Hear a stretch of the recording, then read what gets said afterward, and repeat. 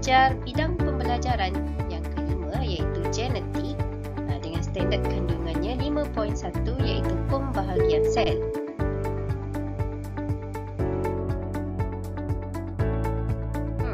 Apa yang kita nak belajar dalam bab ni ya? Okey, baik. Kat sini murid-murid akan dapat menerangkan gen asid deoksiribonukleik iaitu deoksiribonukleik asid, DNA dan juga kromosom dalam nukleus. Yang kedua, murid akan dapat membanding dan membezakan mitosis dan juga meiosis. Dan yang ketiga, mewajarkan kepentingan mitosis dan meiosis.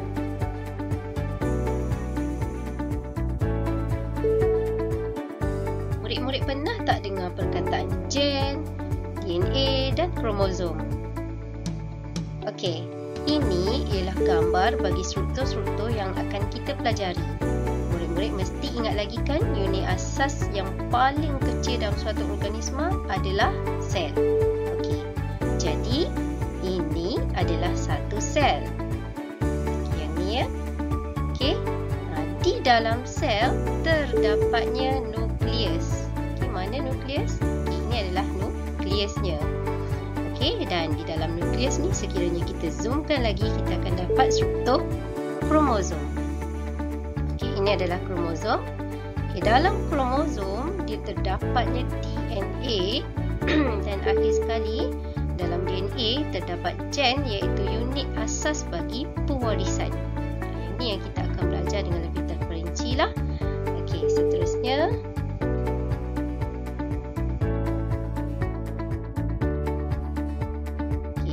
kita akan tengok satu persatu penjelasan bagi struktur tersebut. Yang pertama adalah kromosom. Okey, ini adalah kromosom. Okey, nampak ni bentuk X macam ni. Okey. Kromosom adalah struktur berbenang halus dan terdiri daripada asid nukleik dan juga protein serta panjang dan berlingkar. Okey, yang kamu nampak struktur X ni apabila dia dah berlingkar. Jadi kita akan nampak dia lebih tebal. Okey. Dan dia berada di dalam nukleus. Okey, seterusnya ialah DNA. Okey, mana DNA? Okey, kat sini adalah DNA. Di sini adalah DNA. Okey, apa itu DNA? DNA ni terdiri daripada unit-unit asas yang dikenali sebagai nukleotida, mana setiap unit nukleotida terdiri daripada 3 komponen iaitu gula deoksiribosa, base bernitrogen dan kumpulan fosfat. Okey, seterusnya DNA terdiri daripada 2 rantai polinukleotida. Ini satu polinukleotida. Okey, sebelah sini satu polinukleotida yang berpintal secara antiselari antara satu sama lain untuk membentuk struktur yang dikenali sebagai helix ganda 2. Jadi DNA ni dikenali sebagai struktur helix ganda 2.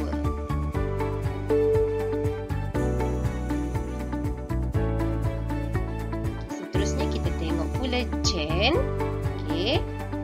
Ini adalah gambar animasi di mana gen tu disambungkan membentuk DNA. Okey, gen ini ialah unit asas bagi pewarisan. Okey, menentukan ciri-ciri bagi setiap individu. Okey, dan dia mengawal ciri-ciri yang diwarisi serta tersusun sebagai segmen pada DNA di sepanjang DNA tersebut. Okay, kalau tengok ini adalah DNA kita yang struktur helix tadi. Dan kat sini awak akan nampak gen dia tersusun secara berpasangan. Okay, nampak tu. Okay, ini adalah gen. Okay, seterusnya kita ada struktur bagi suatu kromosom yang mana satu kromosom ni dia terdiri, kalau sebelah lengan dia adalah satu kromatik. Okey, sebelah lagi pun satu kromatik. Dan dia adalah dikenali juga sebagai kromatik kembar yang mana dihubungkan dengan tengahnya adalah sentromer. Okey, yang mana kat sini setiap kromosom mempunyai beberapa jenis gen, iaitu sehingga 200 sehingga 300 gen bagi setiap kromosom. satu gen yang memprogramkan warna kulit ni, contohnya satu gen yang memprogramkan warna kulit, satu gen yang memprogramkan warna rambut. Banyak lagi lah, warna kulit, warna rambut. Okey. Ini adalah kaitan antara kromosom, DNA dan juga gen. Okey, setiap spesies di dunia ni mempunyai bilangan kromosom yang tetap, iaitu sel somanya yang normal mengandungi 46 kromosom. Ini bagi manusia lah. Bagi manusia, sel soma yang normal mengandungi 46 kromosom. Dan setiap kromosom wujud secara berpasangan mengikut bentuk dan saiz yang serupa. Okey, pasangan kromosom ni dikenali juga sebagai kromosom homolog. Okey, dan kromosom homolog manusia adalah disusun berdasarkan bentuk dan saiznya. Okey, ini adalah di dalam sel manusia, iaitu kromosomnya boleh dibahagikan kepada dua, iaitu yang pertama adalah autosom dan yang kedua adalah kromosom seks. Okey, autosom ni dia membawa gen yang mengawal sifat seperti warna mata, kebolehan menggulung lidah dan juga jenis rambut dan banyak lagi lah. Okey, manakala kalau kromosom seks ni pula dia hanya membawa gen yang menentukan jantina sama ada lelaki atau perempuan. Okey, iaitu dia ada dua jenis kromosom. Yang pertama adalah kromosom seks X dan juga kromosom seks Y. Okay, jadi autosom ni adalah kromosom selain daripada kromosom seks lah. Senang ceritanya. Okey. Seterusnya ini adalah karyotik bagi manusia. Karyotik ni adalah susunan ataupun jujukan kromosom yang disusun berdasarkan bentuk dan saiz. Okey, jadi kalau kita lihat di sini, kromosom ini disusun secara berpasangan. Nampak ni pasangan pertama, pasangan kedua, pasangan ketiga. Okey, dan semua pasangan ni disusun mengikut bentuk dan juga saiz. Kalau nampak saiz dia lebih kurang sama. Okey. Dan di sini kita ada 23 pasang kromosom kesemuanya. Kalau kita nampak kat sini 1 hingga 22. Kemudian kita ada kromosom yang ke-23. Okey. Dekat sini kalau kita nampak 22 pasang kromosom ni, ini adalah autosom. Okey. Manakala pasangan kromosom yang ke-23 adalah kromosom seks.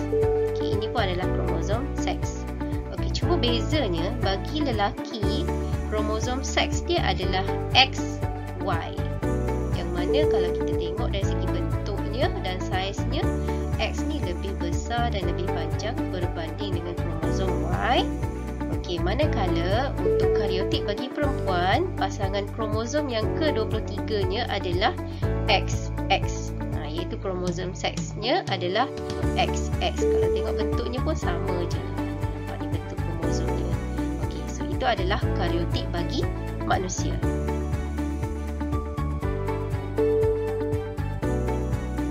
Seterusnya kita tengok proses pembahagian sel. Yang pertama yang kita akan belajar iaitu mitosis. Apakah itu mitosis? Okey, mitosis ialah proses pembahagian sel yang membentuk dua sel anak yang seiras. Bukan anak baby tu ya, tapi sel. Sel tu bila dia berpecah jadi dua, kita panggil dua sel tu adalah sel anak, dan dia adalah seiras. Kemudian dengan setiap satunya mengandungi bilangan kromosom dan kandungan bahan genetik yang sama dengan sel induk. Okey, berlaku di dalam sel soma, di dalam badan manusia dan juga haiwan. Yang lagi, sel soma adalah semua sel dekat badan kita kecuali pada organ pembiakan ataupun sel gamet. Okey, dan untuk tumbuhan pula biasanya berlaku di tisu meristem seperti di hujung akar dan juga pucuk tumbuhan. Okey, ini adalah fasa kitaran untuk peringkat proses mitosis, yang mana di sini kalau kita perhatikan dia ada fasa G1, S, G2, kemudian diikuti oleh yang berwarna kuning iaitu fasa pembahagian sel. Okey, sebenarnya kat sini kita akan belajar dengan lebih terperinci tentang fasa pembahagian sel yang warna kuning ni lah. Okey, yang mana untuk G1S dan juga G2 ini semua terkandung dalam interfasa, iaitu fasa untuk pertumbuhan dan juga replikasi DNA bagi kromosom tersebut. Okey. Jadi kita akan tengok satu persatu lepas ni. Okey, cuma saya nak terangkan di sini untuk memudahkan kita ingat bagi proses mitosis, saya nak bagi satu petua. Okey, iaitu kita mula dengan huruf di depannya, iaitu P, M, A, T. Itu ikut susunannya lah. Okey, jadi Pak Mat. P, profasa, M, metafasa, A, anafasa, T, telofasa, dan akhir sekali kita ada cytokinesis, iaitu proses pembahagian cytoplasma. Okey, dan kitaran ni sentiasa berulang dan juga berulang sepanjang hayat kita dan juga sepanjang proses pertumbuhan organisma. Okey, seterusnya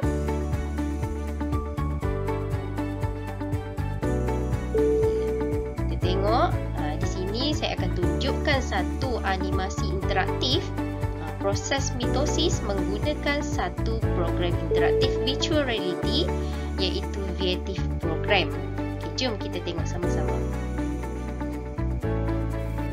Okey, ini ialah program Viative yang menunjukkan proses mitosis yang berlaku dalam sel manusia. Okay, cikgu klik pada sel manusia dan cikgu akan klik pada satu selnya untuk melihat proses mitosis yang berlaku. Okey, di sini kita akan dapati beberapa fasa yang terdapat dalam kitaran proses mitosis tersebut. Okey, jom kita tengok satu persatu proses yang berlaku. Okey, cikgu akan klik pada label on untuk melihat setiap proses yang berlaku dalam setiap fasa. Okey, fasa yang pertama adalah G1, iaitu fasa pertumbuhan. Okay, di sini kromosom mengalami pertumbuhan dan bersedia untuk pembahagian sel. Okay, seterusnya kita tengok fasa kedua, iaitu fasa S, yang mana di sini berlakunya replikasi DNA. Okay, seterusnya adalah fasa G2, iaitu masih lagi kromosom mengalami pertumbuhan dan bersedia untuk pembahagian sel bagi fasa seterusnya. Okey, seterusnya kita akan masuk ke bahagian terpenting, iaitu profasa, metafasa, anafasa dan juga telofasa. Okey. Pada peringkat profasa, okey, kita akan nampak kromosom memendek dan juga menebal dan menjadi jelas kelihatan. Setiap kromosom ni terdiri daripada dua kromatid yang bercantum pada sentroma. Gentian gelendung mula terbentuk dan sewaktu ni membran nukleus dan nukleolus akan terurai. Okey, seterusnya masuk kepada fasa metafasa. Okey, semasa ni kromosom tersusun di satah khatulistiwa. Okey, nampak ni satah khatulistiwa. Gentian gelendung melekat pada sentroma. Okey. Seterusnya peringkat anafasa. Sewaktu peringkat anafasa, sentroma membahagi kepada dua dan setiap kromatik kembar berpisah dan bergerak ke kutub sel bertentangan, ataupun kita namakan dia sebagai pengutuban.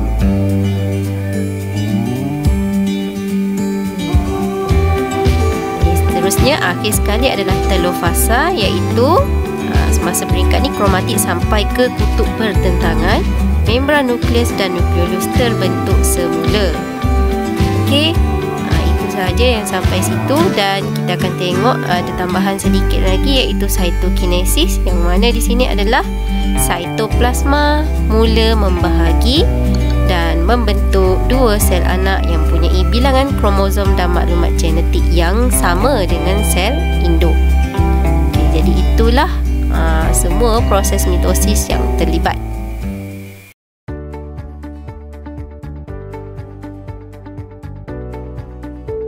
Baik, harapnya dah faham tentang mitosis. Okey, seterusnya kita kita sambung lagi dengan proses meiosis. Okey, apa itu meiosis? Meiosis ialah proses apabila sel membahagi menjadi 4 sel anak yang tidak seiras, dengan setiap satunya mengandungi separuh daripada bilangan kromosom sel induk. Okey, kalau mitosis tadi dia menghasilkan 2 sel anak dan seiras dan bilangan kromosomnya adalah sama. Manakala untuk meiosis berbezalah. Okey, seterusnya meiosis berlaku dalam organ pembiakan untuk menghasilkan gamet bagi pembiakan seks. Okey, kalau kita tengok tadi, kalau mitosis dia berlaku pada sel soma, iaitu keseluruhan badan kecuali organ pembiakan. Okey, seterusnya dalam manusia dia berlaku di testis, dalam testis lelaki dan juga bagi perempuan dekat ovari. Okey, dalam tumbuhan berlaku dalam enter dan juga ovari. Okey, kita akan tengok proses yang berlaku dalam meiosis menggunakan animasi ini. Okey, ini ialah proses meiosis, iaitu proses di mana sel membahagi menjadi 4 sel anak yang tidak seiras dan setiap satunya ada separuh bilangan kromosom daripada sel induk. Okey, meiosis akan berlaku dalam 2 peringkat, iaitu meiosis pertama dan meiosis kedua. Okey, ini adalah sel dan ada 4 fasa yang berlaku semasa meiosis 1 dan meiosis 2. Nak senang kita guna kod PubMed, iaitu P untuk profasa, M untuk metafasa, A untuk anafasa dan T untuk telofasa. Jom kita dengar apa penjelasan bagi setiap fasa tersebut. Profasa 1 bermula apabila kromosom berpintal dan memendek. Setiap kromosom terdiri daripada kromatik kembar. Kromosom-kromosom homolog berdekatan dengan pasangan masing-masing melalui proses sinapsis. Salah satu kromosom dalam pasangan homolog berasal daripada induk jantan dan satu lagi daripada induk betina. Setiap pasang terdiri daripada 4 kromatik yang disebut bivalent atau tetrad. Pertukaran segmen tertentu rantai DNA antara 2 kromatik yang bukan kembar berlaku. Proses ini dikenali sebagai pindah silang. Tapak kromatik bersilang disebut kiasma. Pindah silang berbentuk kombinasi gene yang baru dan menghasilkan variasi dalam sel. Nukleolus dan membran nukleus menghilang. 2 pasang sentriol bergerak ke kutub yang bertentangan. Gentian gelendung terbentuk di antara 2 sentriol.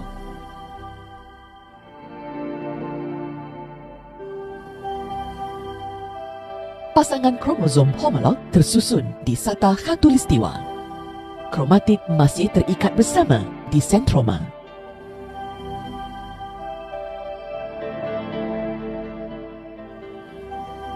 Gentian gelendung mengecut dan menarik kromosom homolog berjauhan. Kromosom-kromosom tiba di kutub sel yang bertentangan.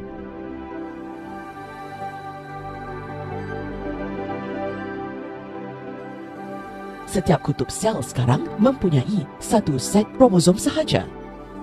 Gentian gelendung mula menghilang ketika ini.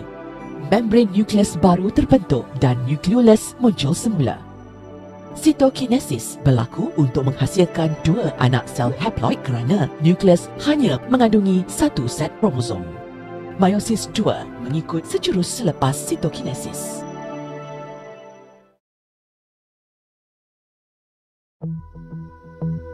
Meiosis 2 atau pembahagian nukleus kedua juga dibahagikan kepada 4 fasa, iaitu profasa 2, metafasa 2, anafasa 2 dan telofasa 2.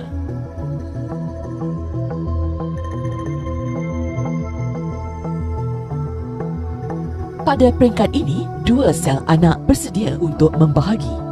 Membran nukleus dan nukleolus mula menghilang. gentian gelendung mula terbentuk dalam setiap sel anak. Kromosom mula bergerak ke sata khatulistiwa.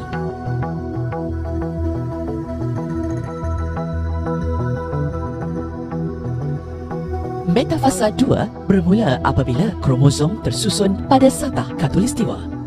Kromosom terdiri daripada kromatid kembar yang terikat kepada gentian gelendung pada sentroma.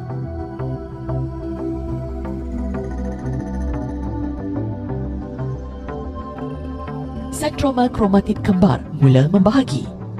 Pasangan kromatid berpisah dan bergerak ke kutub bertentangan di sepanjang gentian gelendung.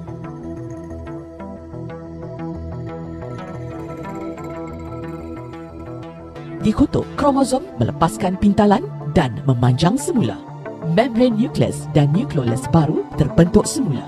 Telofasa 2 berakhir dengan proses sitokinesis yang menghasilkan 4 sel anak haploid yang akan menjadi gamet.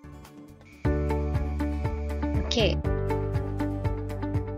Seterusnya, kita akan tengok persamaan dan juga perbezaan antara mitosis dan juga meiosis. Okey, kalau kita tengok pada peta tersebut, kita akan dapati bahawa ada 2 persamaan antara mitosis dan juga meiosis, iaitu kedua-duanya berlaku proses replikasi DNA dan kedua-duanya merupakan pembahagian sel. Okey, manakala terdapat 6 perbezaan antara mitosis dan juga meiosis, iaitu mitosis berlaku di sel soma, manakala meiosis berlaku di sel pembiakan. Okey, seterusnya mitosis menghasilkan 2 sel anak, manakala meiosis menghasilkan 4 sel anak. Okey, seterusnya mitosis tiada pindah silang, manakala meiosis ada proses pindah silang semasa peringkat profasa 1 tadi. Okey, pindah silang ni penting ni untuk menghasilkan variasi di kalangan spesies. Okey, seterusnya sel anak seiras dari segi genetik itu untuk mitosis, manakala untuk meiosis sel anaknya adalah berbeza dari segi genetik. Okey, ini sebab apa ni? Sebab ada kaitannya dengan kalau mitosis ni bilangan kromosom sel anaknya adalah sama dengan sel induk, sebab tu sel anak dia seiras. Okey, manakala untuk meiosis bilangan kromosom sel anak adalah separuh sahaja daripada sel induk, sebab itulah dia berbeza dari segi genetik. Okey, dan kalau dilihat di sini mitosis tadi sebab dia tiada pindah silang maka tidak berlakulah variasi. Okey, manakala untuk meiosis sebab ada pindah silang semasa profasa 1 tadi maka adalah variasi. Okey, so itu adalah beberapa persamaan dan juga perbezaan antara mitosis dan juga meiosis. Okey, di sini ini ialah kepentingan proses pembahagian sel, iaitu mitosis dan juga meiosis. Okey, untuk mitosis, kepentingan yang pertama ialah asas kepada pembiakan asexual. Okey, asexual ni yang berlaku pada contohnya pada ameba. Untuk membenarkan organisma membesar dan menggantikan sel yang mati.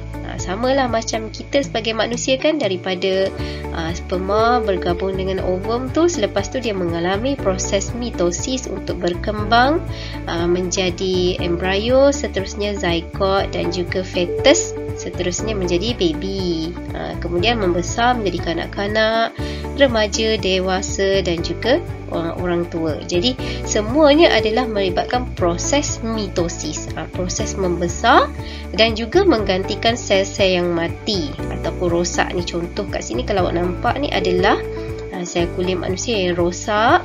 Okey, dan kat sini berlaku proses mitosis, dia akan top up dan diganti sel yang baru. Okey, kemudian kepentingan lagi proses mitosis adalah untuk mengekalkan bilangan kromosom dalam sel. Dalam sel apa? Sel soma lah, dari satu generasi ke generasi yang lain. Okey, seterusnya untuk memastikan bilangan dan jenis kromosom adalah sama antara sel induk dan juga sel anak.